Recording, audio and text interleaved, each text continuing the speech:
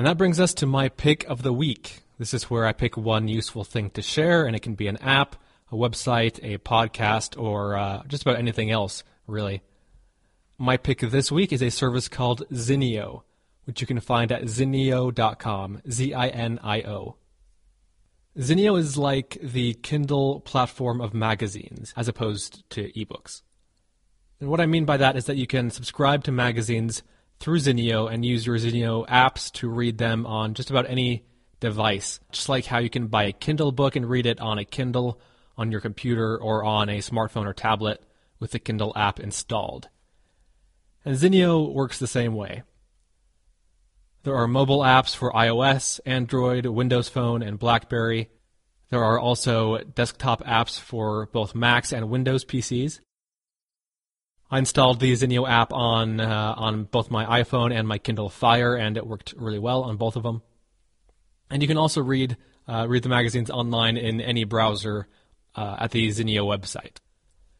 And the service itself is a magazine newsstand. You subscribe to magazines on Zinio, or you can buy individual issues, which is pretty expensive and not recommended.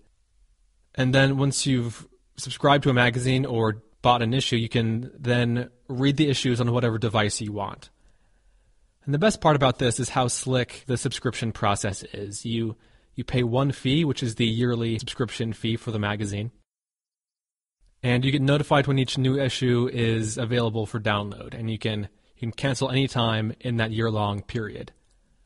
So if you cancel 6 months into a $10 year-long subscription, you'll be given $5 back, and I think that's a really nice way of doing it. I subscribed to Climbing magazine and will get 10 issues for $10.47. I read the whole of the first issue. I downloaded entirely on my iPhone. One great feature of it, and I don't know how many magazines do this, but one great feature was the text-only view.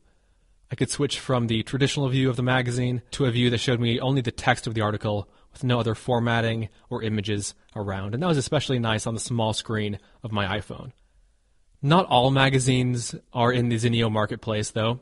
Most of the ones that I could think of and that I would be interested in, they are there in the marketplace, but not all of them.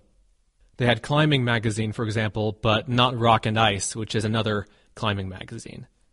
And they have The Atlantic and The Economist, but they don't have The New Yorker. So it's a little bit hit and miss, but the odds are good that they'll have what you're looking for.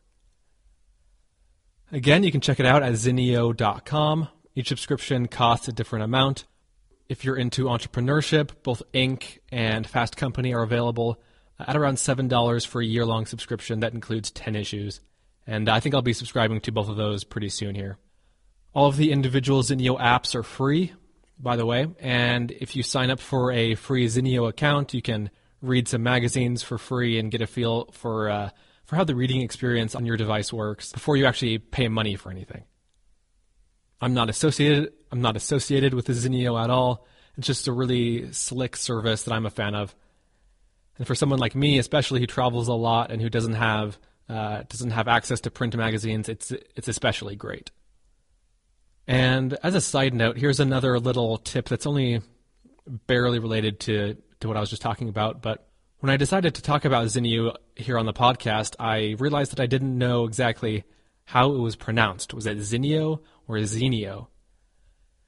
And an easy way to figure out this kind of thing is to search for the company name or product name on YouTube and see if you can find an official video by the company. That's exactly what I did, and I found the Zinio channel and confirmed that it is, in fact, pronounced Zinio and not Zinio.